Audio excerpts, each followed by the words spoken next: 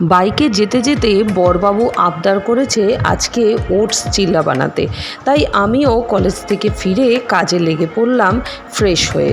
চলো তাহলে রেসিপিটাও তোমাদের সাথে শেয়ার করে নিই। ঘরে যা যা ভেজিটেবলস ছিল সেগুলো সব কুচিয়ে নিয়েছি। 1 কাপ ওটস মিক্সিতে গুঁড়িয়ে নিয়েছি। এবার একটা পাত্রের মধ্যে ওটস, 1/2 কাপ সুজি, 1/2 কাপ দই খুব ভালো করে মাখিয়ে 10 মিনিটের জন্য রেস্টে রেখে দিয়েছি। এদিকে সবজি কুচিও কিন্তু রেডি হয়ে গেছে। আর চিলা দিয়ে খাওয়ার জন্য আমি তৈরি করে নিচ্ছি একটা চাটনি। চীনাবাদাম, রসুন 4-5 কোয়া আর কাঁচা লঙ্কা সর্ষের তেলে খুব ভালো করে ফ্রাই করে নিয়ে একটা পাত্রে তুলে ঠান্ডা করে সেটা মিক্সিতে পেস্ট করে নিচ্ছি টমেটো আর একটা গোটা লেবুর রস দিয়ে। যেহেতু বাঙালি তাই সামান্য বেকিং সোডা আর হলুদ নুন দিয়ে এবার চিলাটা একে একে ভেজে নিচ্ছি। ডিনারে কিংবা টিফিনে কোনো কথা হবে না কিন্তু। সাবস্ক্রাইব।